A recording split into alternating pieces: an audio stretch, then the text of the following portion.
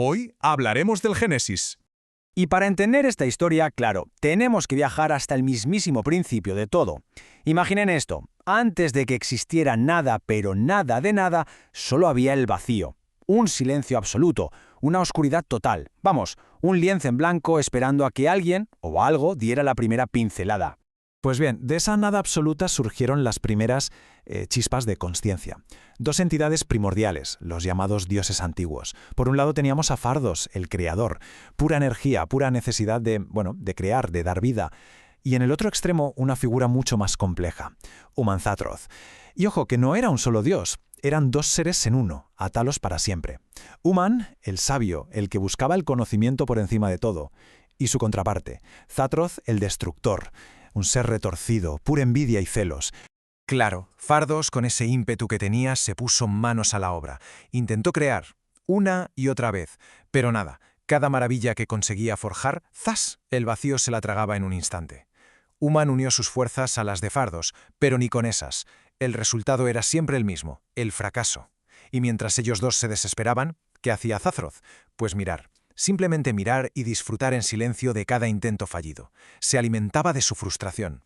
Pero entonces, cuando ya parecía que todo estaba perdido, ocurrió algo increíble. Toda esa energía divina, todo ese poder gastado en vano, no se perdió del todo. Dio lugar a un milagro. Las leyendas lo cuentan así, tal cual. Y del poder gastado una nueva diosa salió del vacío como una sirena recién nacida de su concha. Era Tibiasula, la armonía hecha deidad. Su aparición, su perfección, dejó sin palabras a Fardos y a Uthman. Pero a Zatroth solo le provocó un odio frío, silencioso, que le quemaba por dentro. La llegada de Tibiasula de repente lo cambió absolutamente todo. Con ella allí, la creación ahora sí parecía posible. Pero claro, el universo estaba a punto de exigir un sacrificio terrible para hacerlo realidad. Fue Cumen, el sabio, el que se dio cuenta del problema. Les faltaba el ancla, el cimiento sobre el que construirlo todo. Sin algo que lo sujetara, sus poderes se perderían en la nada para siempre. Y así, de su mente, nació una idea revolucionaria, el tiempo. Así que los tres dioses, sí, incluido a un Zatroth que ya tramaba algo, unieron su poder para forjar una columna de cristal gigantesca, en espiral, el mismísimo pilar del tiempo. ¿Y por qué ayudó Zatroth? Porque él vio lo que los otros no vieron, que el tiempo también significa final, que todo lo que nace, con el tiempo, muere. Contenía la semilla de la destrucción. Y fue justo en ese momento cuando se desató la gran tragedia. Zatroth nunca había tenido intención de crear nada. En secreto, había concentrado todo su odio, todo su poder destructivo, en una daga. Y justo cuando los tres dioses estaban más vulnerables, en pleno acto de creación, se la clavó a Tibiasula, directa al corazón. Pero, de su cuerpo moribundo, en lugar de nada, brotaron los elementos. El fuego, el agua, la tierra, el aire. Todo. Fardos y Uman, completamente horrorizados, tuvieron que reaccionar en segundos. Tomaron esos elementos y, en un acto desesperado, los tejieron sobre el cuerpo sin vida de su hermana, anclándolo todo a esa columna del tiempo. Y así, del acto más ruin y traicionero, nació el mundo.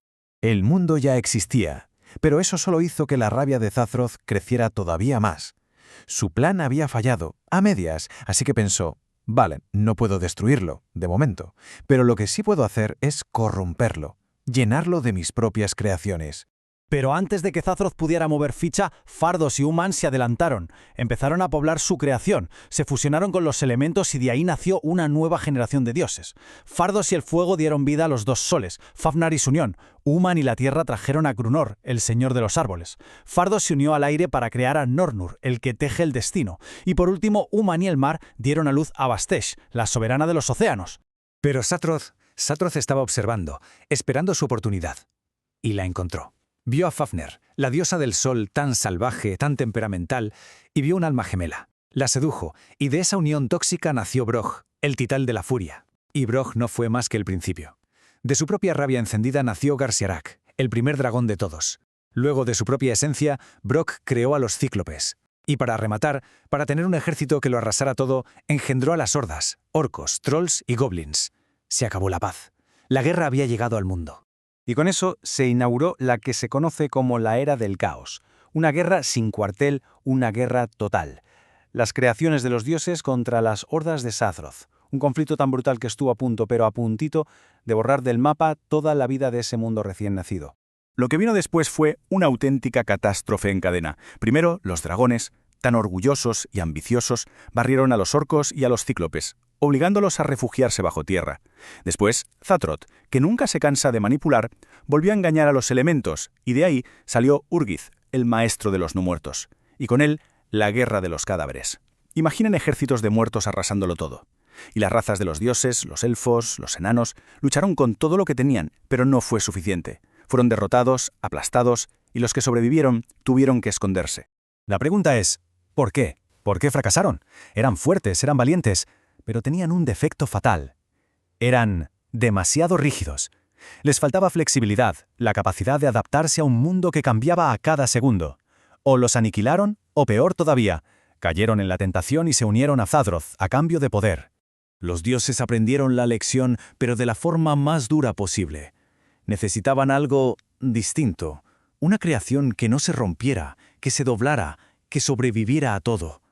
Y así, como su última, desesperada esperanza, crearon a los humanos, diseñados desde el principio para ser la raza más adaptable y tenaz que existiera. Y con eso, la humanidad entra en escena. Nadie sabía lo que iba a pasar, pero su llegada estaba a punto de cambiar las reglas del juego para siempre, y de llevar al mundo a la era que conocemos hoy, una era de paz, aunque una paz muy, muy frágil. Pero claro, el primer humano no fue un humano cualquiera, ni mucho menos. La leyenda lo dice claro. Y así los dioses crearon a Vanor, el guerrero divino, el primer humano. Vanor era prácticamente un semidios, un líder nato, un guerrero como no ha habido otro, que llevó a los suyos a una victoria tras otra contra ejércitos que les superaban 10-1. El problema es que ni siquiera Van Murnor era suficiente. La humanidad estaba contra las cuerdas, a punto de desaparecer. Necesitaban un milagro, y fue Human quien se lo dio. Descubrió que existían otras dimensiones, otros mundos, y creó los portales de almas. Eran, básicamente, puertas mágicas que traían héroes y campeones de esos otros lugares para que lucharan del lado de la humanidad. Un goteo constante de refuerzos que, al final, fue lo que decantó la balanza. El avance de los humanos fue tan brutal, tan imparable, que pasó lo que nadie se habría imaginado jamás.